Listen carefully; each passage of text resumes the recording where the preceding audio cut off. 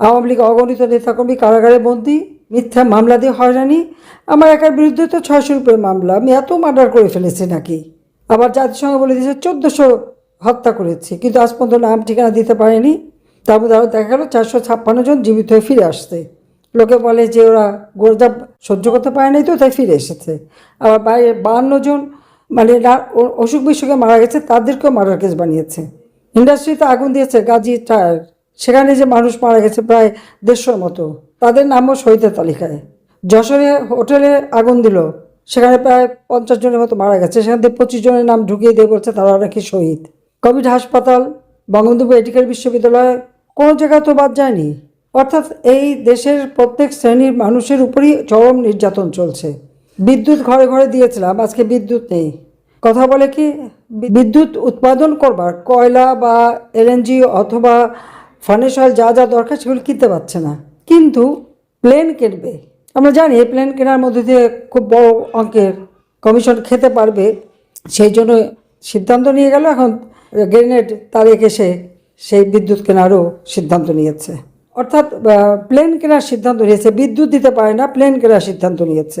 বিদ্যুৎ যেখান থেকে আমরা কিনতাম সেখানে একটা পেমেন্টও দিচ্ছে না। ধীরে ধীরে সব দরজা বন্ধ হয়ে যাচ্ছে বাংলাদেশের জন্য।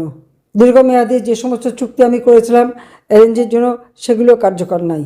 মানে দেশের মানুষের কল্যাণের দিকে তাকাবার সময় কারো নাই। না আসছিল ওই বাটপাড়ি নিউজের, না আসতে গ্রেনেড তারিখের কারো নাই। কিন্তু এরই ফাঁক দিয়ে আবার তারা অর্থ বানাচ্ছে, লুটপাটও খেয়ে যাচ্ছে। সবচেয়ে বড় কথা হচ্ছে হামের টিকা কেন কিনলো না?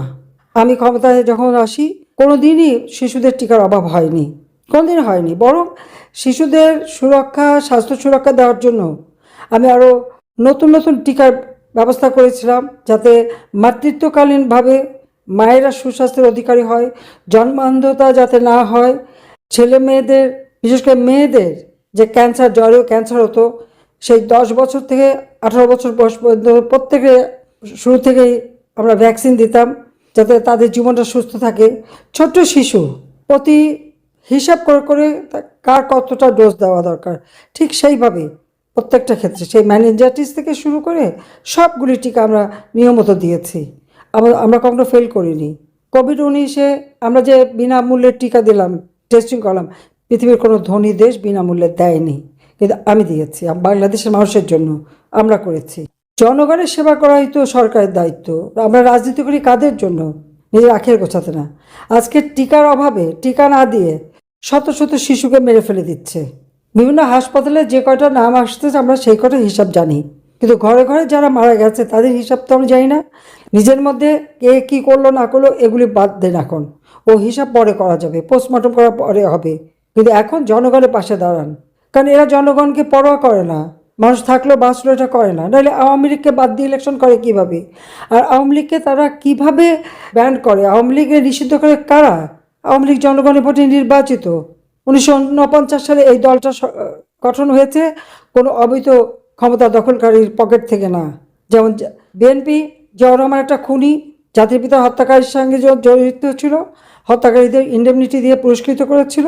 এরশাদ তারই পদাঙ্ক অনুসরণ করেছে, ওই খুনি ফারুককে ক্যান্ডিডেট করেছে। আর জিয়াউর রহমান তো যুদ্ধাপরাধী এবং খুনিদেরকে দূতাবাসের চাকরি, যুদ্ধাপরাধীদের প্রধানমন্ত্রীর থেকে শুরু করে উপদেষ্টা কত কিছু তৈরি করে দিয়েছে।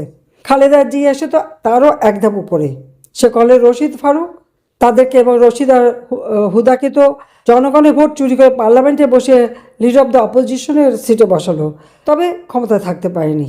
1.5 মাসের মধ্যে পদত্যাগে বাধ্য হয়েছিল। 2001-এ গ্যাস বিক্রির 25 টাকা দিয়ে এসেছিল জামাত বিএনপি মিলে।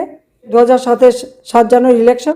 2006 সালেরই দেখা গেল 1,23,00,000 ভুয়া ভোটার দিয়ে ভোট করতে যেয়ে, এবং এই জঙ্গি সন্ত্রাসী বোমা হামলা, গ্রেনেড হামলা, এই নানা ধরনের ঘটনার জন্য তাদের দুঃশাসন, দুর্নীতি, 5বার বাংলাদেশকে বিশ্বের দুর্নীতি চ্যাম্পিয়ন করে জনগণের আন্দোলনের ফলে খালেদা জিয়ার সেই ইলেকশন বাতিল